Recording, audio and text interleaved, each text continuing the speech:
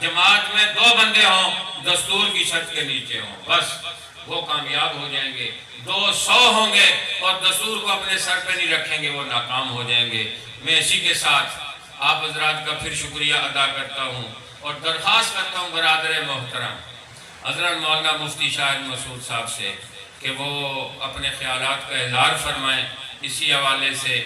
یہ روزانہ کا ان کا موضوع ہے، تو امید ہے انشاءاللہ کہ اگر ہم توجہ سے بیٹھیں گے تو انشاءاللہ نفع بھی ہوگا اور جولیاں بھی بڑھ کے یہاں سے نکلیں گے۔ دستور جو کہتا ہے وہ ہوتا ہے آج جو رکن بنا اس جماعت کا، اس سے لے کر مولانا فضل الرحمان تک جتنے لوگ ہیں جمعیت علماء اسلام میں، وہ سب اس دستور کے نیچے ہیں۔ میں اس دستور کے نیچے آؤں گا تو گویا کہ میں ایک نظریاتی آدمی ہوں، میں کام کرنا چاہتا ہوں۔ کوئی اور اس دستور کے نیچے آئے گا، وہ بھی نظریاتی آدمی ہوگا، اور کوئی آدمی اپنی ذات کی وجہ سے کہے کہ یہ دستور یوں ہے، یہ دستور یوں ہے، تو وہ غلطی پہ ہے۔ اور اس وقت تک جماعت میں اس بندے کی گنجائش نہیں ہوتی جب تک وہ اپنی غلطی تسلیم کر کے دستور کو اپنے سر پہ نہ رکھے۔ ایسے بندے کی جماعت میں گنجائش نہیں ہوتی جو دستور کو نہ مانے۔ اور یہ نظم ہے، اس نظم کے ساتھ چلنا ہے، یہ سب نظم کی چیزیں ہوتی ہیں، تو ان چیزوں کو ساتھ لے کے مجھے آپ کو چلنا ہے۔ اور انشاءاللہ اگر دستور کو ہم ساتھ سر پہ رکھ کے چلیں گے تو ان بڑوں کو ہم نے دیکھا، یہ قائد محترم کو میں نے فیصل آباد میں 4-5 بندوں کو جمع ہوتے دیکھا ہے اپنے زمانہ طالب علمی میں۔ حضرت درخواستی تشریف لائے تو 10 بندوں کو جمع ہوتے میں نے دیکھا اپنی طالب علمی میں، اور یہی لوگ دستور کے نیچے بیٹھ کے چلے تو آج اسمبلیوں میں بھی یہ، سینٹ میں بھی یہ، اور ہر سیاسی جماعت ان کی محتاج ہے۔ ہر سیاسی جماعت، کوئی تکلف نہیں ہے اس میں ہمیں کہنے میں کہ کوئی سیاسی جماعت ایسی نہیں ہے جو میرے قائد کی محتاج نہ ہو، جو جمعیت علماء اسلام کی محتاج نہ ہو۔ کیوں؟ دستور کا احترام ہوا ہے، اوپر تک دستور کا احترام ہے۔ تو جو ساتھی دستور کا احترام کریں گے، دستور کے سامنے سر جھکائیں گے، وہ ساتھی جماعت والے ہیں، وہ ساتھی نظریے والے ہیں۔ اور جن کو دستور کی اہمیت جن کے دل میں نہیں ہوتی، وہ نہ جماعت والے ہیں نہ نظریے والے ہیں، اور یہ ہر جگہ ہوتے ہیں کچھ اس طرح کے لوگ۔ صاحب رات کو تعزیت کے لیے تشریف لائے تو میرے دفتر کے اندر جمعیت کا مونوگرام لگا ہوا ہے، تو میں نے ان کو دعوت دی کہ آپ اس کے نیچے نہ بیٹھیں، اس کے سامنے بیٹھیں اور اس کو دیکھیں، اس مونوگرام کو، اور ہم آپ کو اس جماعت کا ٹکٹ دیتے ہیں، آپ ہمارے ٹکٹ پہ الیکشن لڑیں۔ کیا ہے؟ یہ گیپ ہے، اس گیپ پہ مجھے یہ بات کرنی چاہیے تھی، تو ہم نے گیپ ڈھونڈنا ہے، اور جب کام کرنے بندہ نکلتا ہے پھر اس کو خلا نظر آنا شروع ہوتا ہے کہ یہاں خلا ہے، یہاں خلا ہے، یہاں میں یہ کر سکتا ہوں، یہاں میں یہ کر سکتا ہوں۔ تو میں نے اپنی جماعت کو چونکہ الف سے لے کے چلنا ہے، میں نے 0 سے سٹارٹ لینا ہے، تو جب میں 0 سے سٹارٹ لے کے آگے بڑھتا چلا جاؤں گا تو 5 اکتوبر تک میرے پاس بہت وقت اگر میں کام کرنا چاہوں تو۔ 5 اکتوبر میں ابھی یہ اگست چل رہا ہے، پھر ستمبر ہے، پھر آگے جا کے اکتوبر ہے، پورا ستمبر کا مہینہ پڑا ہے، اگست کے یہ 15 دن پڑے ہوئے ہیں، 5 دن اکتوبر کے بھی ہیں۔ تو میں ایک اپنے حلقے کے لیے، اگر میں پنڈ آدن خان، سہاوا، دینا، جیلم، یہاں کے سارے لوگ جمع ہیں، تو میں روزانہ کی بنیاد پہ نقشہ بنا کے نکلتا ہوں کہ آج میں نے جماعت کے لیے یہ کام کرنا ہے۔ تو یہ بات بالکل درست ہے کہ اتنے بندے آواز لگانے والے ہوں اور کوئی کان محروم ہو جائے اس آواز سے، کوئی کان محروم نہیں ہوگا۔ تو آپ سارے اس کی نیت فرماتے ہیں نا انشاءاللہ۔ تو 5 اکتوبر کا جو ہے پروگرام انشاءاللہ وہ ہم مثالی بنانا چاہتے ہیں، اور اس کو بنیاد بنا کے اپنے ضلع میں جمعیت علماء اسلام کا پرچار کرنا چاہتے ہیں، اور بندے بندے تک اپنی دعوت کو لے کے جانا چاہتے ہیں۔ اور جب اس طرح کے آپ جیسے جوان لوگ، جذبے والے لوگ، نیک لوگ چلیں گے انشاءاللہ، تو پھر کوئی وجہ نہیں ہے کہ راستے میں کوئی رکاوٹ آئے یا کسی وجہ سے ہم رک جائیں۔ تو جب جماعت آگے بڑھے گی، کام آگے بڑھے گا، اور ہمیں کیوں شرح صدر نہ ہوگا، کیوں اطمینان نہیں ہے کہ کہ جن لوگوں سے ہماری وابستگی ہے کیا ان کی صبح شام دن رات کسی پہ نہیں خرچ ہو رہے؟ کوئی مسئلہ بنتا ہے تو میرے اور آپ کے قائد محترم سب سے پہلے نظریں بھی لوگوں کی انہی کی طرف جاتی ہیں اور مؤثر جواب بھی ادھر سے آتا ہے، مؤثر آواز بھی انہی کی ہوتی ہے۔ کوئی مسئلہ ہو جائے، ختم نبوت کا مسئلہ آپ کے سامنے، ناموس صحابہ کا مسئلہ آپ کے سامنے، اگر کوئی اس کو سمجھ نہیں رہا پوشیدہ اس سے ہے تو یہ بات غلط ہے۔ جو قائد محترم کی اس پہ محنت ہے وہ کسی اور کی نہیں ہے۔ اسی طرح بھی یہ حال ہی میں مساجد کا مسئلہ آپ کے سامنے، اور پورا عرصہ پورا سال مدارس کی جو جنگ ہے وہ قائد محترم لڑ رہے ہوتے ہیں، اور ہم اسی لیے اطمینان کے ساتھ اپنے اپنے مدارس میں بیٹھ کے اپنی درسگاہوں میں بیٹھ کے جو ہے وہ پڑھا رہے ہوتے ہیں۔ تو یہ چونکہ اس حوالے سے گفتگو ہوگی اور حضرت مفتی صاحب نے اسی پہ انشاءاللہ گفتگو فرمانی ہے، تو جب ہم متوجہ ہوں گے دھیان سے بیٹھ کے سنیں گے تو کام کرنے میں ہمیں سہولت ہوگی۔ جو ہمیں جا کے اشکال پیدا ہوتے ہیں کہ اس سے کیسے بات کرنی ہے، اس سے کیسے بات کرنی ہے، یہ دعوت میں نے کیسے چلانی ہے، فلاں میں نے کیسے ڈھونڈنا ہے، اپنی بات کو یہاں سے آگے کیسے لے کے جانا ہے، اس طرح کی مجلسیں میرے اور آپ کے لیے ضروری اسی لیے ہوتی ہے، اسی لیے ان میں تربیت کے حوالے سے بات ہوتی ہے کہ ہم یہاں سیکھ کے سن کے سمجھ کے جب آگے بڑھیں گے تو پھر ہماری بات مؤثر ہوگی۔ تو اس کے لیے انشاءاللہ اب اجلاس بھی ہوتے رہیں گے، علاقوں میں بھی اجلاس ہوں گے، مسجدوں میں بھی اجلاس ہوں گے، تحصیلوں میں بھی اجلاس ہوں گے، تو اور اس سے پہلے پروگرام سے پہلے پھر ایک بڑا اجلاس جو پچھلی عاملہ کے اجلاس میں طے ہوا تھا کہ انشاءاللہ ایک ہم نے ساری عمومی ساری تحصیلوں کی عاملہ اور ساری جتنی رکنیت سازی ہماری ہوئی ہے ان تک ہم نے پہنچنا ہے، اور ساری رکنیت سازی کو بھی ایک دفعہ انشاءاللہ 5 اکتوبر سے پہلے ہم نے جمع کرنا ہے۔ تو جب آج اس کے لیے ہم اٹھیں گے آواز لگائیں گے تو انشاءاللہ اللہ کی ذات سے امید ہے کہ 5 اکتوبر تک ہمارا ماحول اچھا ہو چکا ہوگا اور ہم ایک عزت کے ساتھ اس پروگرام سے فارغ ہوں گے انشاءاللہ۔ اللہ رب العزت آپ سب حضرات کا آنا قبول فرمائے۔ میں مصروف رہا، میں کسی کو فرداً دعوت نہ دے سکا، اس کی بھی میں معافی چاہتا ہوں، اور دوسرا جو حضرات تشریف لائے ان کے لیے میرے پاس شکریہ کے الفاظ نہیں ہیں، بہت مہربانی فرمائی، اس لیے کہ جماعت کا کام میرا کام ہے اور ہم سب کا کام ہے۔ اس کے ساتھ ایک بات ذہن میں رکھنی چاہیے چھوٹوں کو، بڑوں کو، نئوں کو، پرانوں کو، جماعت کا ایک دستور ہے، ہر کارکن، ہر ذمہ دار جماعت کے دستور کے سامنے جب تک اپنا سر نہیں جھکائے گا وہ جماعت والا نہیں ہوتا۔ جب تک دستور کے سامنے ہم اپنا سر نہیں جھکائیں گے اور دستور کو اپنے سر پہ نہیں رکھیں گے اس وقت تک ہم جمعیت والے نہیں ہیں، جماعت والے نہیں ہیں۔ پھر تو ہم ٹھیک ہے، چلتے پھرتے لوگ ہیں، ادھر کچھ لوگ جمع ہوئے، ہم ان کے ساتھ جمع ہو گئے، نظریہ لے کے نہیں آئے۔ تو جب نظریہ لے کے آئیں گے تو اس نظریے میں یہ بات آتی ہے کہ ہر آدمی جماعت کے دستور کے سامنے اپنا سر جھکائے، اور جو جماعت نے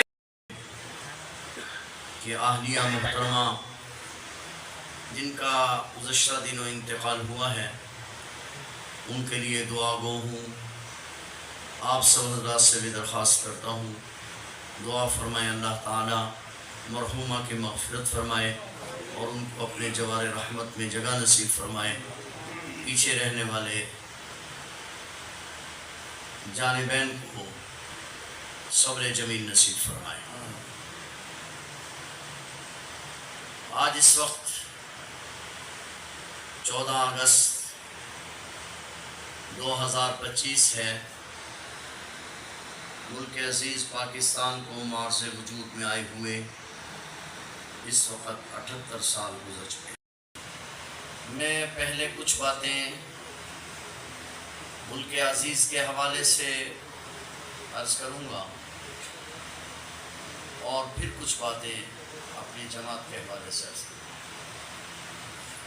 کوشش کروں گا بات زیادہ لمبی نہ ہو، لیکن کیونکہ سب ساتھی جماعتی احباب ہیں اس لیے کچھ جماعتی باتیں عرض کروں گا۔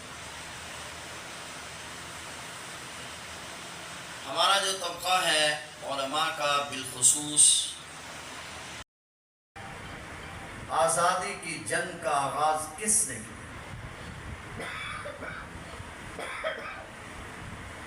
انگریز کے خلاف آزادی کی جنگ کب شروع ہوئی ہے؟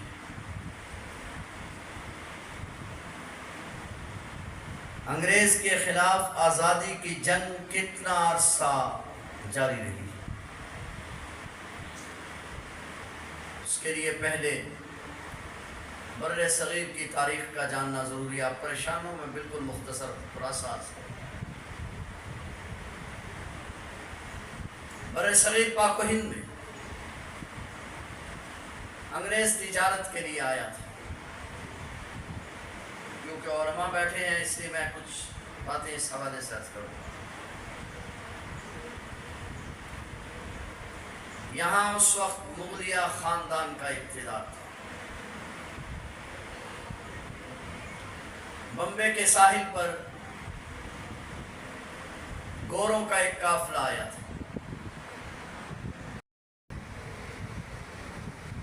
ایسٹ انڈیا کمپنی کے نام سے گوروں نے یہاں پر تجارت کا آغاز کیا تھا۔ 100 سال میں اس نے بر صغیر کی معیشت پر قبضہ کر لیا تھا۔ 1701 میں انہوں نے بر صغیر کی سیاست میں داخل ہونے کا فیصلہ کیا۔ 1740 میں یہاں کے کئی صوبوں پر باقاعدہ برطانوی پرچم لہرایا گیا، مگر اللہ کی سنت یہ ہے کہ جب زمین پر کوئی فرعون اپنی فرعونیت کے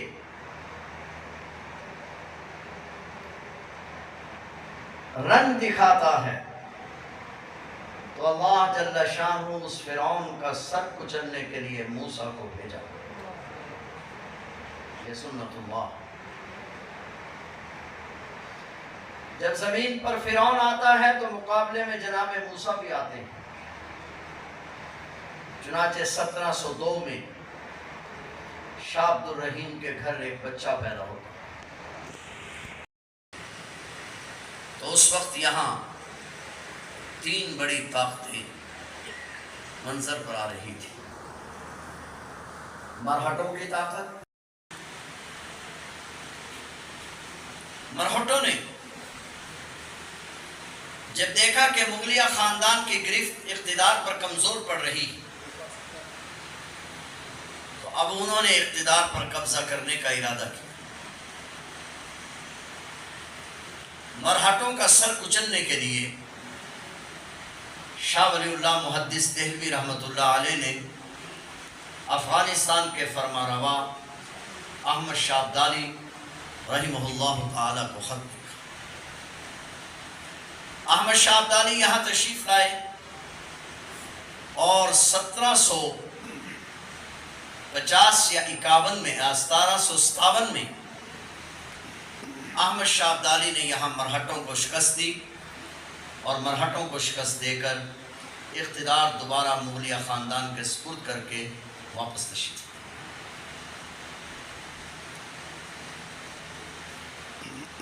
حضرت شاہ ولی اللہ محدث دہلوی نے یہاں کی دوسری بڑی طاقت جو عروج پکڑ رہی تھی، اس کے لیے نواب سراج الدولہ کو خط لکھا۔ نواب سراج الدولہ نے 20 سال کی عمر میں انگریز کے خلاف جہاد کا آغاز کیا، مگر میر صادق کی غداری کی وجہ سے نواب سراج الدولہ کو شکست ہو گئی، لیکن انگریز کے خلاف جہاد کا آغاز ہو گیا۔ 1767 میں انگریز کے خلاف یہاں پہلی باضابطہ جنگ नवाब सिराजुद्दौला ने लड़ी। गोया के अंग्रेज़ के ख़िलाफ़ आज़ादी की जंग का आगाज़ नवाब सिराजुद्दौला ने किया और नवाब सिराजुद्दौला को इस काम के लिए हज़रत शाह वलीउल्लाह मुहद्दिस देहलवी ने उठाया। नवाब सिराजुद्दौला इस आज़ादी की पहली ईंट है। बात को खूब समझ लें।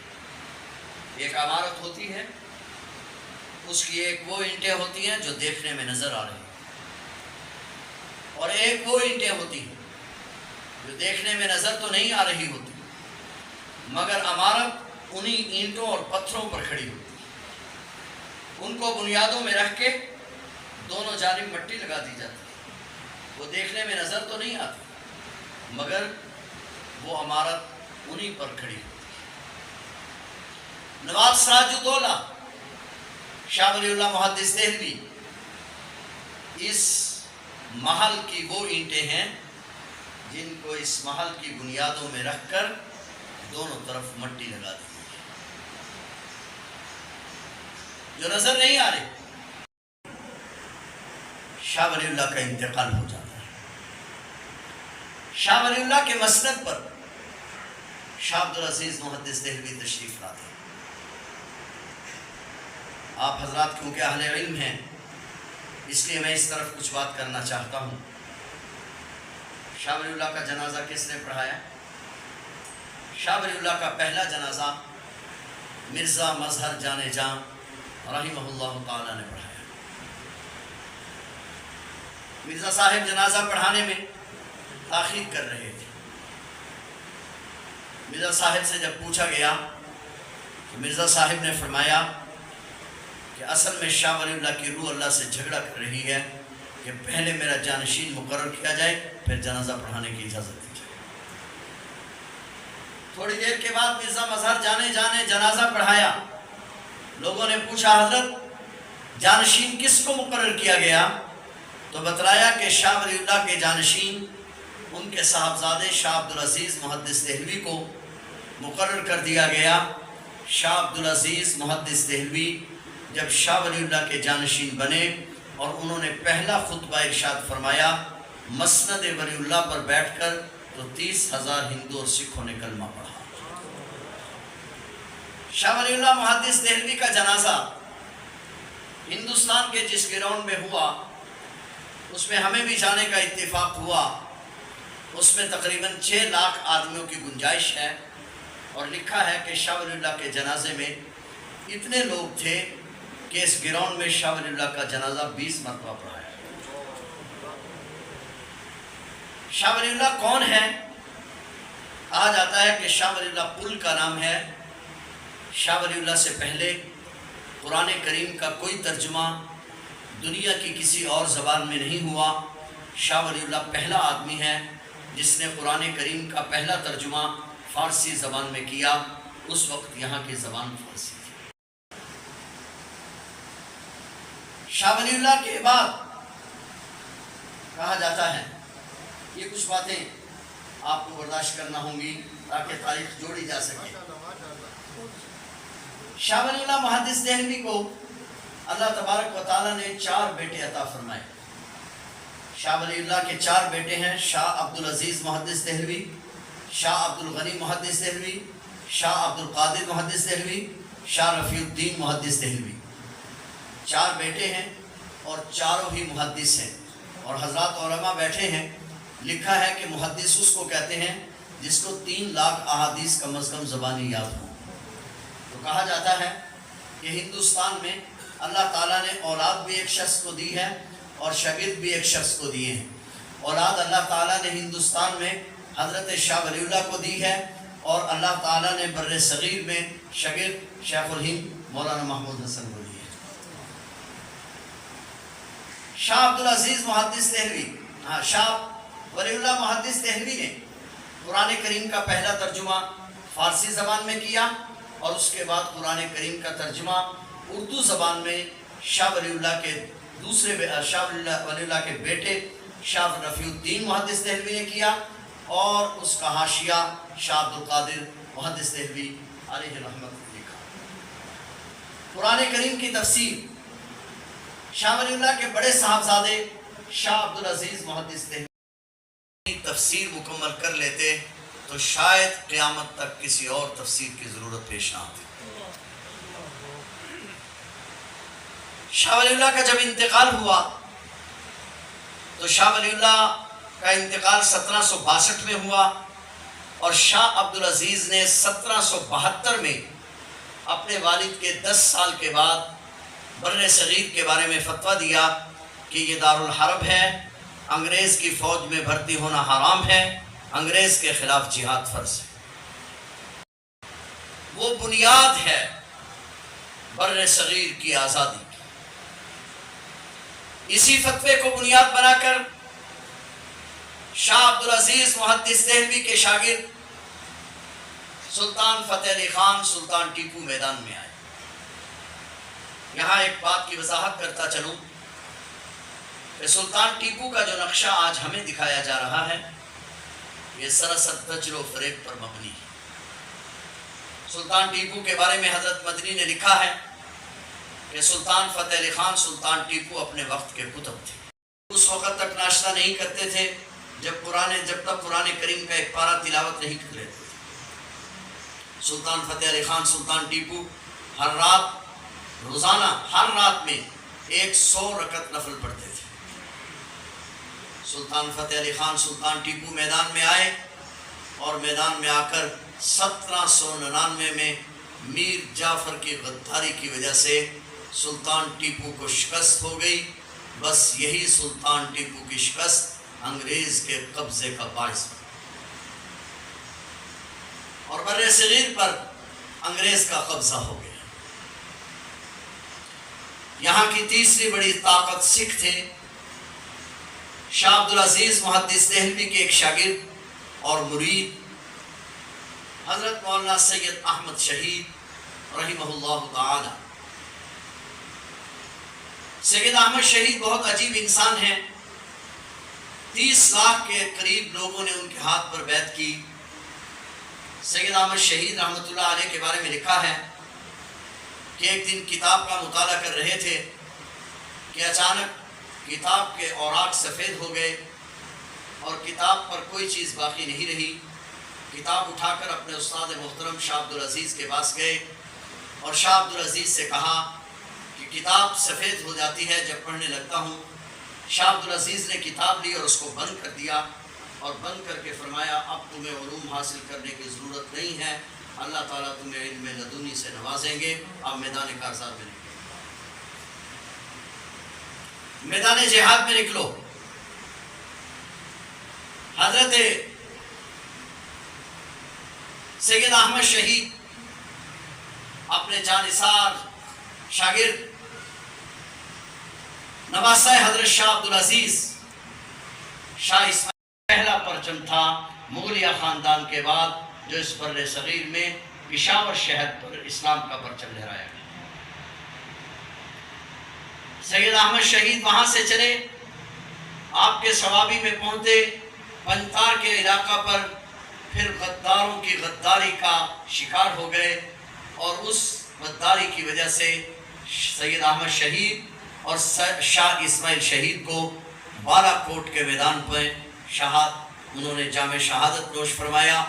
اور سکھوں کے مقابلے میں اگرچہ ان دونوں حضرات کو اپنے رفقا سمیت شکست ہو گئی مگر سکھوں کی کمر ٹوٹ گئی۔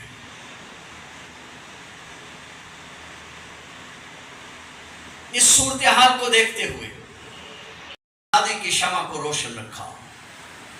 ایک طرف اس وقت انگریز کا قبضہ ہو چکا،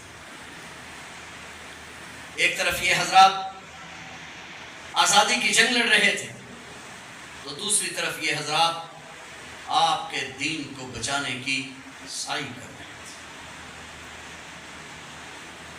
بر صغیر میں آزادی کی جنگ بھی اسی خاندان نے لڑی ہے، علم کو بھی اسی خاندان نے بچایا۔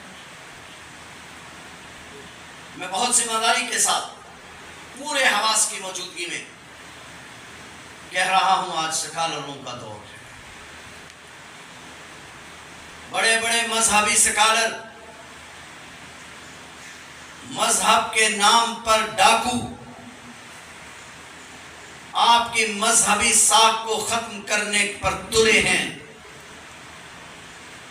میں بہت ذمہ داری کے ساتھ عرض کر رہا ہوں، جب یہاں بر صغیر میں انگریز کا قبضہ ہو رہا تھا تو کوئی سکالر تھا جو آزادی کے لیے میدان میں آیا تھا؟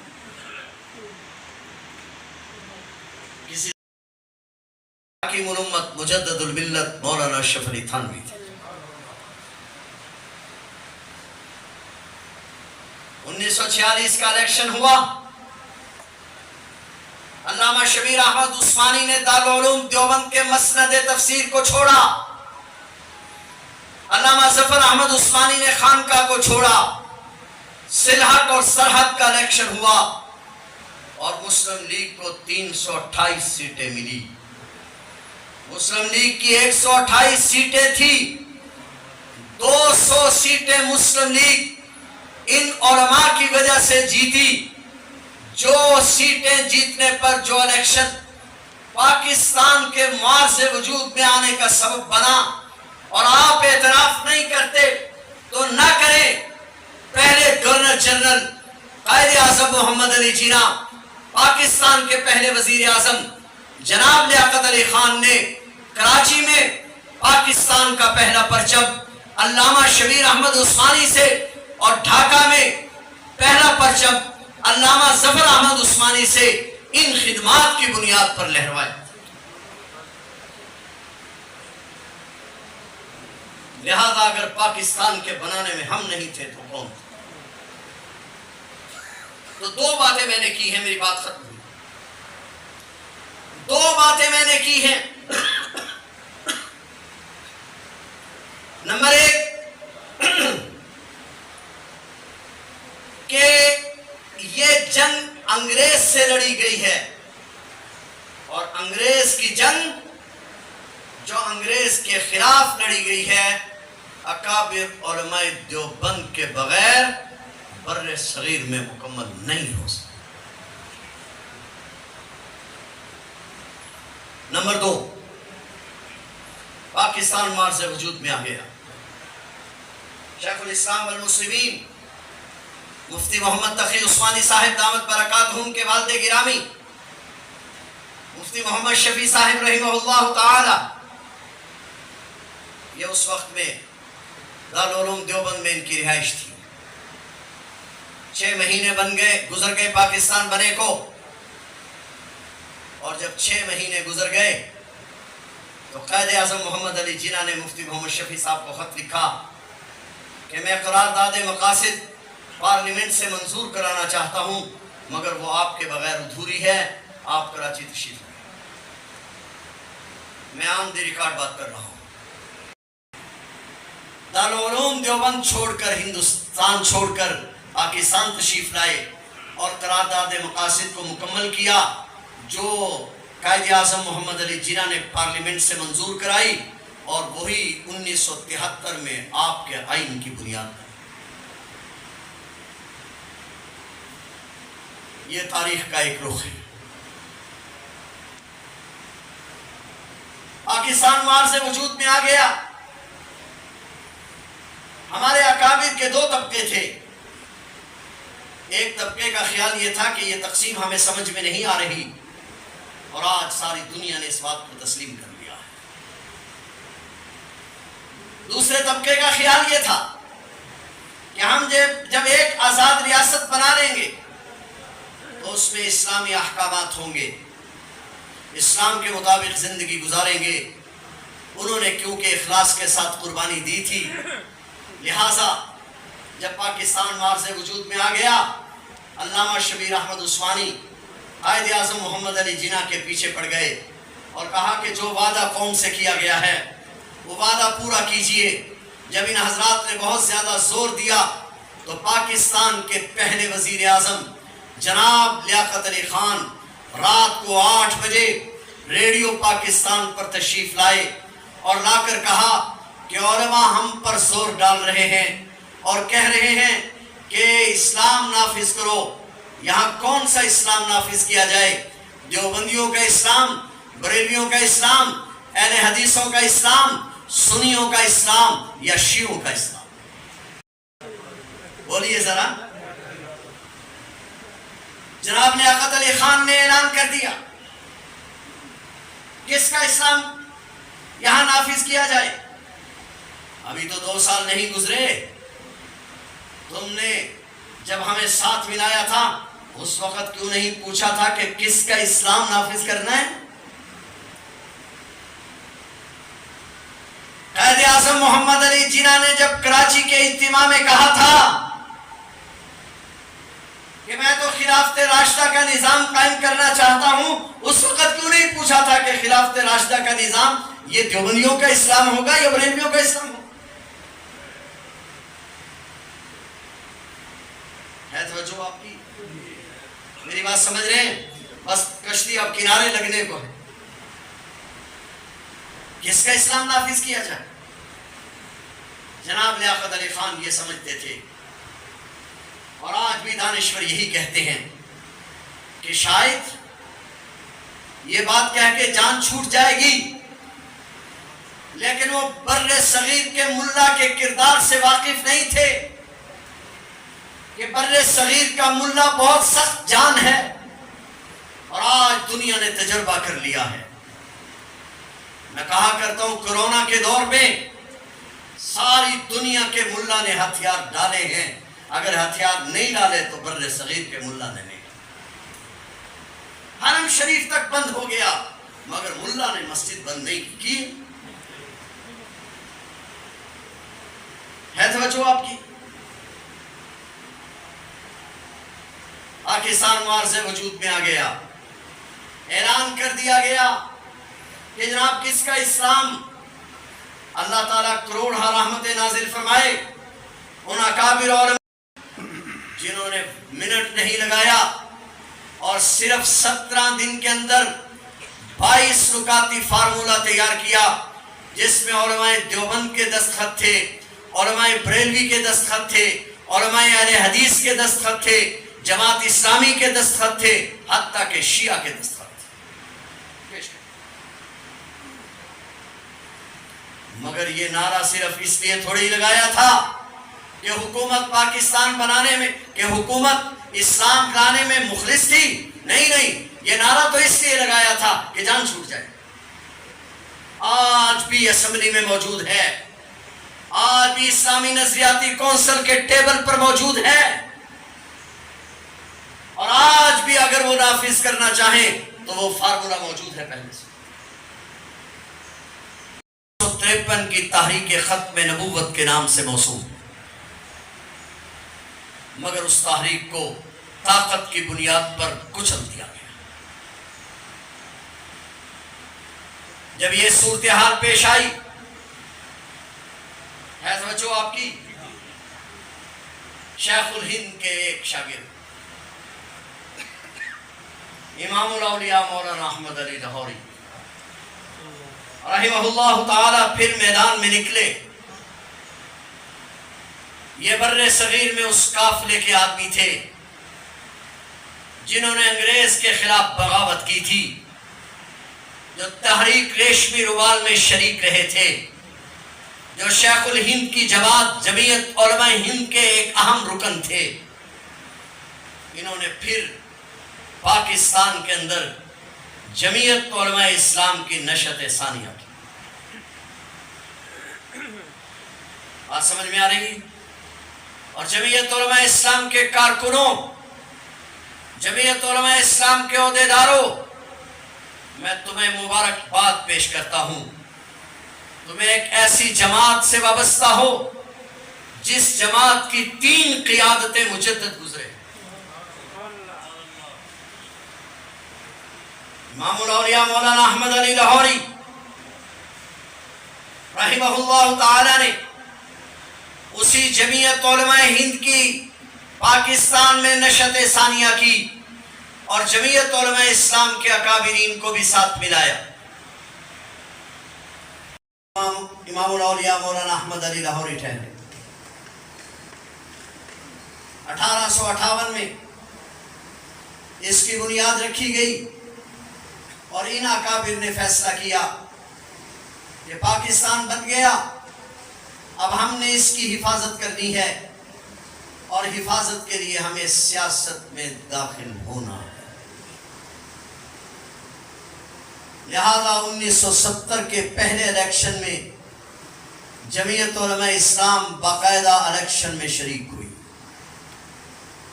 اور ملا پہلی بار اسمبلی میں پہنچے۔ ملا جو ہی اسمبلی میں پہنچے تو اسمبلی میں پہنچتے ہی سب سے پہلے پاکستان کے آئین کی بات کی۔ 1973 تک آپ کا ملک بغیر آئین کے تھا، 1973 میں آپ کے ملک کا آئین بنا۔ 1974 میں آپ کے علم میں ہوگا ملتان نشتر میڈیکل کالج میں ایک واقعہ ہوا، چناب نگر ربوہ اسٹیشن پر ڈاکٹر حضرات کو مارا گیا۔ وہ واقعہ دوبارہ تحریک کی بنیاد بن گیا۔ مئی 1974 میں یہ واقعہ پیش آیا، اور 4.5 مہینے کی تحریک پر، کیونکہ اب ہم پارلیمنٹ کے اندر بھی موجود تھے، 90 سالہ تاریخ جو بار بار شکست کا شکار ہو رہی تھی، جب نیشنل اسمبلی میں آپ کے اکابرین پہنچے تو وہ اپنے اختتام کو پہنچی اور قادیانیت کو غیر مسلم اقلیت قرار دے دی۔ اس وقت سے لے کر آج تک آپ کی جماعت پارلیمنٹ میں بھی موجود ہے، اور آپ کی جماعت سینٹ میں بھی موجود ہے۔ ہمارے علماء پبلک میں بھی موجود ہیں۔ آج اللہ تعالیٰ کے فضل و احسان سے جو بات کہی جاتی تھی کہ مولوی کون سا ٹھیکیدار ہے، اور علماء کہتے تھے کہ ہم چوکیدار ہیں، اللہ کے فضل و احسان سے آج چوکیداروں نے چوکیدارہ کر کے دکھایا ہے، اور آج اس ملک کی تمام اسٹیبلشمنٹ، اس ملک کی تمام جمہوریہ طاقتیں، قائد ملت اسلامیہ، فرزند مفتی محمود، جانشین حضرت درخواستی اور علامہ عبدالحق، آج اس کے قدموں میں مولانا فضل الرحمان کے قدموں میں۔ میں ایک بات کہنا چاہوں گا، میں اپنے موضوع کی طرف آ رہا ہوں اور بڑی ذمہ داری سے عرض کر رہا ہوں۔ حضرت مولانا فضل الرحمان، خدا کی قسم اٹھا کر کہتا ہوں، مسند حدیث پر بیٹھ جاتے تو شاید آج اس سے بڑا شیخ الحدیث کوئی نہیں۔ بڑی ذمہ داری کے ساتھ یہ کسی خانقاہ میں بیٹھ جاتے تو شاید اس سے زیادہ کسی شخص کے مرید نہ ہوتے، مگر اس نے اپنا مقدمہ ایک ایسی مشکل گھاٹی میں لڑا ہے جہاں مقدمہ لڑنا آسان نہیں ہے۔ مجھے مفتی محمود کا ایک مقولہ یاد آ رہا ہے، جب آپ وزیر اعلیٰ تھے تو ایک مرتبہ جامعہ خیل دارس تشریف لائے، آپ بیٹھے تھے، اساتذہ کرام چاروں طرف بیٹھ گئے، جس نے کہا حضرت یہ ہو گیا، فلاں جگہ یہ ہو گیا، فلاں جگہ یہ ہو گیا۔ حضرت مفتی صاحب سنتے رہے، اس خاندان کا مزاج ہے، یہ بات سننے کے بادشاہ ہے۔ اللہ نے ان کو بڑا حوصلہ دیا، سنتے رہے سنتے رہے۔ سننے کے بعد مفتی صاحب نے ایک عجیب جملہ فرمایا علماء کرام کی جماعت صبح اٹھ کر نہا کر سفید کپڑے پہن کر خوشبو لگا کر اور اپنے علماء صلحاء تہجد گزاروں اور نمازیوں میں بیٹھ کر قال اللہ قال الرسول پڑھانا آسان ہے، چوروں ڈکیتوں بدماشوں کے درمیان بیٹھ کے کلمہ حق کہنا مشکل ہے۔ قاتلوں کے درمیان، چوروں ڈکیتوں کے درمیان بیٹھ کر کلمہ حق کہنا بہت مشکل ہے۔ آج ہمیں ساتھی کہا کرتے ہیں، مولوی صاحب اچھے بھلے آپ کام کر رہے تھے دین کا، آپ کو سیاست کی کیا سوچی؟ سیاست تو گند ہے۔ سیاست میں بڑے بڑوں کی پگڑی اچھالی گئی، مگر کیا میری پگڑی امیر معاویہ کی پگڑی سے بڑی ہے؟ کیا میری پگڑی حضرت علی کی پگڑی سے بڑی ہے؟ حضرت عثمان غنی کی پگڑی سے بڑی ہے؟ उलमा किराम की जमात बात समझने की कोशिश क्यों नहीं कर रहे? धोखे का शिकार क्यों हो रहे हैं? आज जो लोग वो बैनुल अक़वामी मीडिया और उलमा के खिलाफ क्यों नहीं बोलता, फजल रहमान के खिलाफ क्यों बोलता है? इसलिए कि मेरा हाथ, मौलवी अब्दुल खालिक साहब का हाथ, अकाबिर उलमा के हाथ इन बदमाशों के गिरेबानों तक नहीं है जिन गिरेबानों तक फजल रहमान के हाथ है। हम दिल्ली में बैठे हुए थे और हमने मौलाना मुइज़ुद्दीन साहब रहिमहुल्लाह ताला जो जमीयत उलमा हिंद के नाज़िम थे, हमने उनसे कुछ गुफ्तो शुनीद हुई, वहाँ के हालात पर बात हुई। तो मौलाना मुइज़ुद्दीन ने एक बड़ी अजीब बात फरमाया कि मौलाना, आपको मौलाना फजलुर रहमान के बारे में कुछ अंदाज़ा नहीं है। मैं आपको सच बतलाऊं, ये जमीयत उलमा हिंद के नाज़िम कह रहे हैं, मैं आपको सच बतलाऊं, जब हमें कोई मुश्किल पेश आती है हम भी मौलाना से दरख्वास्त करते हैं, मौलाना यहाँ की वजारत को कहते हैं तो हमारा मसला हल। ये एक वाक़या था, हो गया, उन्होंने कह दिया और हमने सुन लिया। एक दिन हम इस्लामाबाद में मौलाना के साथ बैठे थे, अचानक सैयद यूसुफ रज़ा गिलानी वज़ीर आज़म था, बार बार फ़ोन आता कट जाता, फ़ोन आता कट जाता। तो मौलाना ने, मैंने पूछा मसला क्या है? मौलाना ने फरमाया कि मौलाना अरशद मदनी साहब मासीस के एयरपोर्ट पर हैं और पासपोर्ट गुम हो गया। मैंने यूसुफ रज़ा गिलानी को कहा है कि वहां के सफीर से राब्ता करो, राब्ता नहीं हो रहा, वो वहां परेशान। के मौलाना अरशद मदनी वहां एयरपोर्ट पर बैठकर मौलाना फजल रहमान को कह रहे हैं। आप हजरात के इल्म में होगा, 3-4 साल पहले बांग्लादेश में, अपना बर्मा में, पीर जुल्फ़कार साहब दामत बरकातुहुम तकरीर कर रहे थे। डीसी की इजाज़त के बगैर वहाँ तकरीर नहीं की जा सकती। तकरीर कर रहे थे कि अचानक छापा पड़ा और वो गिरफ्तार हो गए। जब वो गिरफ्तार हो गए तो यहाँ मुरीदीन हज़रत के पास पहुँच गए। खैर मौलाना ने कोशिश की, चौथे दिन वो रिहा हो गए और रिहा होने के बाद सबसे पहले इस्लामाबाद आए, सीधे मौलाना के घर आए और कहा मैं आपसे बैत करना चाहता हूँ। आपकी वजह से मुझे नहीं अंदाजा था कि दुनिया में आप किस जगह पर बैठकर लड़ रहे हैं। मेरी बात समझ में आ रही है? तो आप हजरात चुने हुए लोग हैं, अल्लाह ताला ने आपका इंतखाब किया है। मैंने ये तारीख इसलिए दोहराई है कि आप हजरात को अंदाज़ा हो कि आप किस काफिले के लोग हैं। हमारे अकाबिरीन ने हमें यहाँ तक पहुँचाने के लिए किस कदर जद्दोजहद की है। खुदा की कसम, मैं मौलाना से बैत नहीं हूँ, एक सियासी कारकुन हूँ। और मेरे बारे में अगर आप में से कोई मरकज़ या पंजाब के हाउस में गया तो इसको इल्म होगा कि अल्हम्दुलिल्लाह हम हाउस में पूरी जुर्रत के साथ इख्तिलाफ करते हैं। जिस मसले में इख्तिलाफ करना हो तो इख्तिलाफ भी जुर्रत के साथ करते हैं, इत्तिफाक करना हो तो इत्तिफाक भी जुर्रत के साथ करते हैं। आप यकीन जानें, अगर आपको कभी मौलाना की पर्सनल ज़िंदगी का इल्म हो जाए तो आप लोग ये समझेंगे कि पुराना आदमी है, पुराने काफिले से बिछड़ा हुआ इंसान। ज़ाती ज़िंदगी इतनी अजीब है, आप हैरान नहीं होते कि यहाँ कोई नाजिम बन जाए तो उसके असासे करोड़ों में निकलते हैं। मौलाना कितनी मर्तबा कितने बड़े बड़े ओहदों पर रह चुके, वज़ारत खारजा तक रह चुके, मगर मकान भी किसी ने बनवा के दे रखा, गाड़ी भी किसी ने लेकर दे रखी। कुल असासे जो मौलाना के गुज़श्ता साल बीवी समेत जो निकले वो 78 लाख थे। आपके नाज़िम के असासे उनसे ज्यादा हो। 40 साल जिस शख्स को इख्तिदार में हो, एक ट्रक बाहर खड़ा था और एक ट्रक उसके पीछे पीछे आ रहा था। खादिम से पूछा ये क्या है? उसने कहा हज़रत ट्रक मंगवाया है, आप सामान लदवाएं और अपना वापस जाएं। तो मुफ्ती महमूद साहब रहमतुल्लाह अलैह ने फरमाया मेरे घर में का जो सामान है وہ میری گاڑی کی ڈگی میں موجود ہے، لہذا مجھے کسی ٹرک کی ضرورت نہیں۔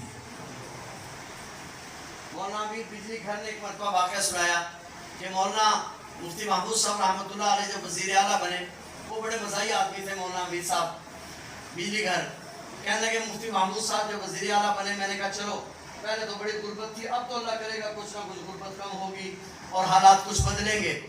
تو مفتی محمود صاحب وزیر اعلیٰ بننے کے بعد جب پہلی بار تشریف لائے تو میرا گھر کیونکہ ساتھ تھا، حضرت جب بھی آتے تھے تو مجھے بلا لیتے تھے، کھانا ہم اکٹھے کھاتے تھے۔ تو مفتی محمود صاحب رحمۃ اللہ علیہ کا پیغام آ گیا کہ میں آیا ہوا ہوں اور شام کا کھانا میرے ساتھ تھا۔ تو میں بڑا خوش ہوا، اور خوش اس لیے تھا کہ آج تو ماشاءاللہ وزیر اعلیٰ ہیں، اب تو کھانا وانا کوئی تبدیل ہوا ہوگا۔ میں جب دسترخوان پہ پہنچا تو وہی دال جو پہلے کھایا کرتے تھے، کہتے ہیں مجھے تو غصہ آ گیا، میں نے 2-4 لقمے لگائے، میں واپس آ گیا۔ وہ 10-15 دن گزرے، پھر مفتی صاحب کی اطلاع آئی کہ آئے ہوئے ہیں اور باہر سے آج کوئی سفیر بھی تشریف لائے۔ تو میں نے کہا آج کوئی کھانا اچھا ہو۔ اب جب میں دسترخوان پر پہنچا تو اب دسترخوان میں دال میں ایک آلو کا اضافہ تھا، اس کے سوا کوئی اضافہ نہیں۔ میں پھر واپس چلا گیا۔ وہ 10-15 دن پھر گزرے، پھر مفتی صاحب آئے، وہ معمول کے مطابق انہوں نے کہا کھانا ہمارے ساتھ کھانا ہے۔ تو میں جب مجھے پیغام پہنچا کہ مفتی محمود صاحب آئے ہوئے ہیں اور وہ فرما رہے ہیں کہ کھانا ہمارے ساتھ کھانا ہے، تو میں نے پیغام بھیجا کہ حضرت وہ دال میں اپنے گھر ہی کھا لوں گا، مہربانی کرو۔ مفتی محمود صاحب رحمۃ اللہ علیہ کے جو پروٹوکول آفیسر تھے DIG، 6 مہینے جب مفتی صاحب کی وزارت اعلیٰ کو گزرے تو ایک دن وضو ہے، DIG کی آنکھوں میں آنسو آ گئے۔ اس نے کہا حضرت 6 مہینے سے میں بغیر وضو کے کبھی گاڑی میں نہیں بیٹھا۔ یہ بہت عجیب لوگ تھے۔ ایک بس بات سنا کے حضرت مجھے بہت عجیب و غریب واقعات یاد آ رہے ہیں۔ مفتی محمود صاحب رحمۃ اللہ علیہ صلاۃ السلام پڑھ کے آ رہے ہیں، احسان الہی ظہیر جا رہا ہے، بیت کلفی تھی، تو امین گیلانی شاہ صاحب نے واقعہ سنایا، انہی کے سر ہے۔ تو کہنے لگے کہ مفتی محمود صاحب نے کہا تو کدھر ہے؟ تو کہا میں صلاۃ السلام پڑھنے جا رہا ہوں۔ تو مفتی صاحب رحمۃ اللہ علیہ نے کہا اچھا ادھر جا رہے تو سر ڈھانپ کے جانا اور اپنا رومال اتار کر احسان الہی ظہیر کے سر پہ رکھ دیا۔ احسان الہی ظہیر نے وہ رومال سر پہ رکھا اور روزہ اقدس پر گیا اور چیخیں نکل گئی۔ کہا جو ہی میں روزہ اقدس کے سامنے پہنچا تو سب پردے درمیان میں سے ہٹ گئے۔ میں نے دیکھا کہ نبی کریم صلی اللہ علیہ وسلم ایک تخت پر تشریف فرما ہے، شاہی تاج سر پہ رکھا ہوا ہے اور دنیا چاروں طرف کھڑی صلاۃ والسلام پیش کر رہی ہے۔ میں تاب نہیں لا سکا، واپس کر دیا آپ کو۔ مفتی محمود اتنا بڑا انسان تھا، بات سمجھ رہے ہیں؟ یہ دیوبند کا قافلہ ہے، یہ شیخ الہند کا قافلہ ہے، یہ سید مدنی کا قافلہ ہے، یہ حضرت لاہوری کا قافلہ ہے۔ حضرت شیخ الحدیث مولانا زکریا صاحب تشریف لائے، مولانا غلام غوث ہزاروی رحمۃ اللہ علیہ روپیے سازی کر رہے تھے، کہا میری پرچی بھی کاٹ دو۔ چلو چلو، بیت کلفی تھی آپس میں، ادھر ہندوستان میں جا کے اپنی پرچی کٹوانا جمعیت علماء ہند میں، یہ جمعیت علماء اسلام ہے، ادھر آپ کا کوئی حصہ نہیں ہے۔ تو حضرت شیخ الحدیث مولانا محمد زکریا رحمۃ اللہ علیہ نے فرمایا مجھے تیری جماعت سے کچھ نہیں لینا، بس میں نے تو پرچی اس لیے کٹوانی تھی کہ اپنے کفن میں رکھوا لوں گا، قیامت کے دن اگر پوچھا گیا تو کہہ دوں گا میں احمد علی لاہوری کا ایک ورکر ہوں۔ آپ اس جماعت سے وابستہ ہیں، ٹھیک ہے، جو دعوت دینے کا طرز ہوگا شاید وہ اختیار نہ کیا گیا ہو، علماء کرام جیسی آپ کی منت کرنی چاہیے تھی، جیسا آپ کا منصب تھا شاید ویسے آپ کی منت نہ کی جا سکی ہو، یہ بات ٹھیک ہے، لیکن میں یہ عرض کروں گا یہ علماء کا قافلہ ہے، یہ اہل جنت کا قافلہ ہے، اس کے ساتھ شامل ہو جائیے، پیوستہ رہ شجر سے اور امید بہار رکھ۔ مشکلات اگرچہ ہیں، مصائب ہیں، لوگوں کی باتیں ہیں، مگر بڑا کٹھن ہے راستہ، جو ہو سکے تو ساتھ دو، زندگی کا مختصر ہے فاصلہ، مٹا سکو تو ساتھ دو، یہاں 1000 دکھ ہیں اور 1000 آزمائشیں، 1000 دکھ 1000 بار اٹھا سکو تو ساتھ دو۔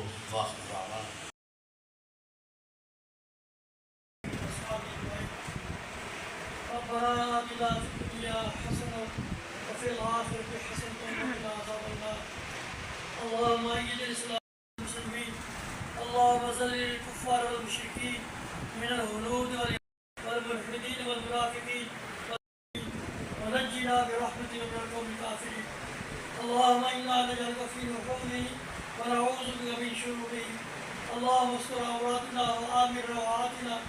اللهم استرنا بسترك الجميل. لا إله إلا أنت سبحانك إني كنت من الظالمين. فاستجبنا له ونجيناه من الغم وكذلك ننجي المؤمنين.